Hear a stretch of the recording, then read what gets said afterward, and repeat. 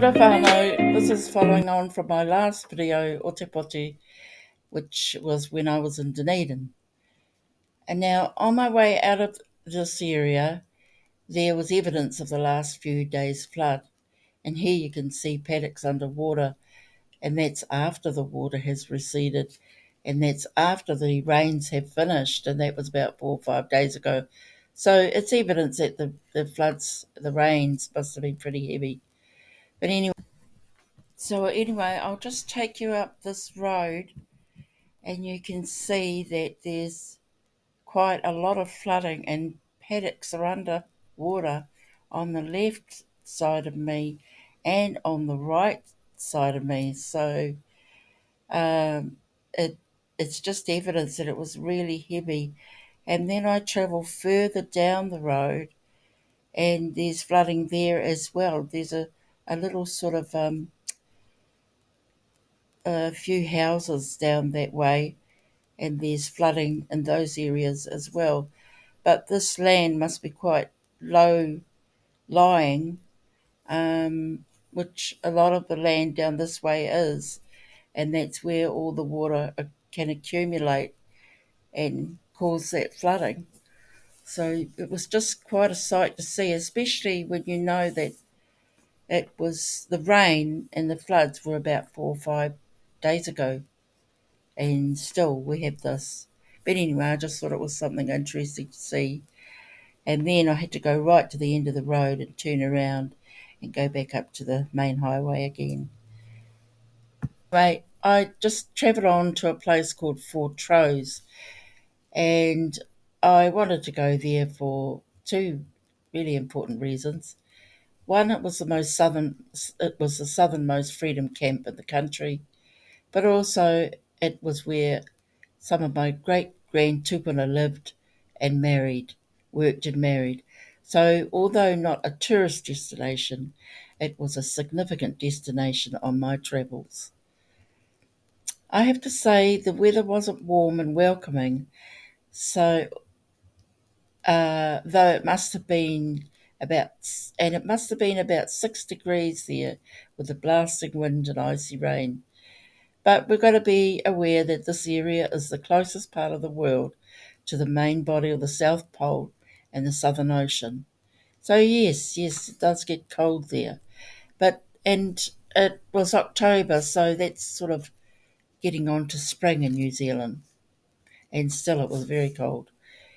Anyway, when I arrived at Moray Landing or Moray Terrace, I sort of looked around for a really good park because it was a little bit exposed, and I wanted to find shelter from the wind and rain, especially at night time, because I knew it was going to get cold.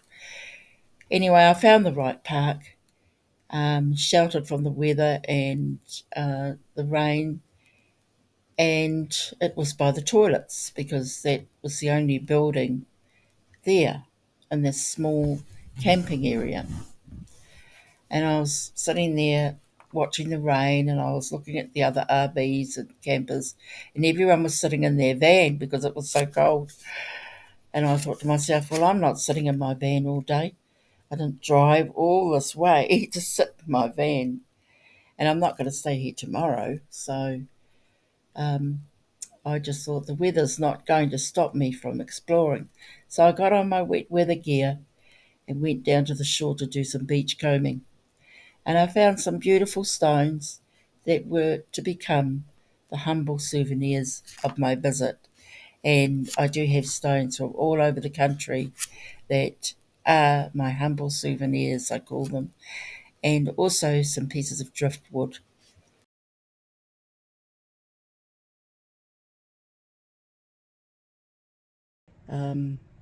I do have a little bit of footage on here to show you what it's like.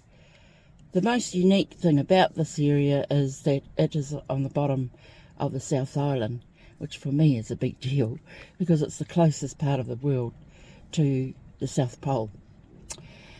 So last night was a terrible night, very stormy, windy and freezing.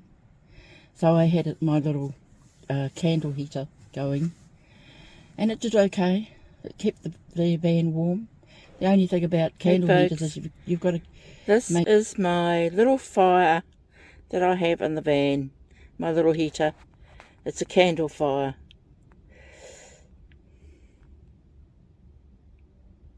Okay, it kept the van warm.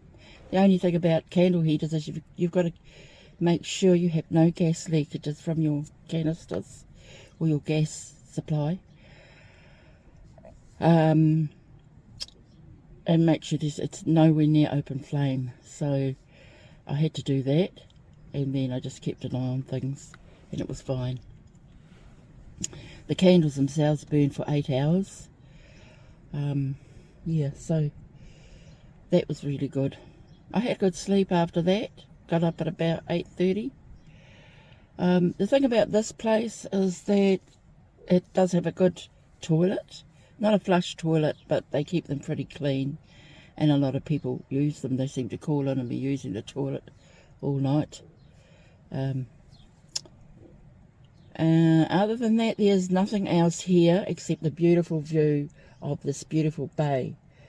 But really, there's nothing else here. There's no rubbish receptacles. There's no water. It's not totally unexpected for where we are.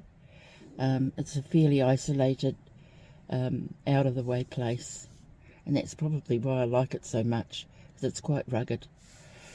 And it tests you, you know. That's why I like going to these sorts of places. It tests your resilience, and that whether you can handle the temperatures and the conditions and the no facilities or not. So I made my dinner, set up for the night, and yeah, it was an alright stay. However, I would only stay one night in this sort of weather, when it's wintry weather. And as it's October and the weather's still quite wet and cold, I probably would never come back here again in October. But I bet in December, January, February, it's packed. I mean, it's a little place with a beautiful view. If I just turn you around here, you'll see out the window. It's a beautiful view.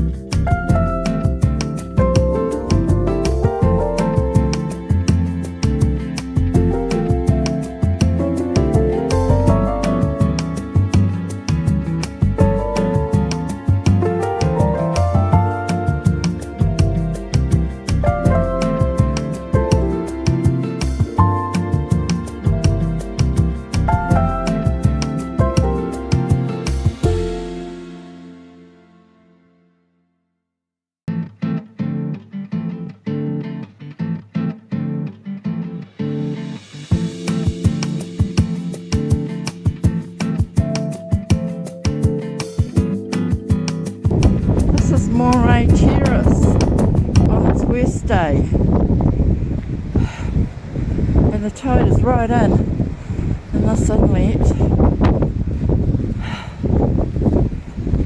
and it's a tsunami risk area.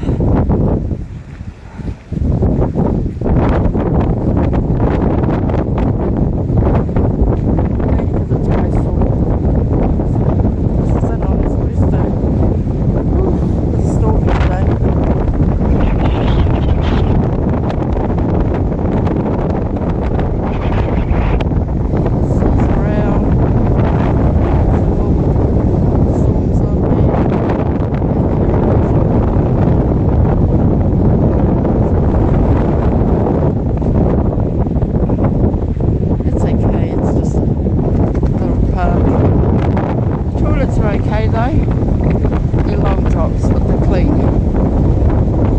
Now I'm going to go look at some stones.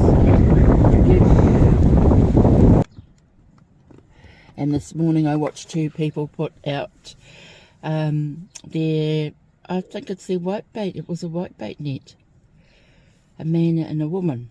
So that was quite cool.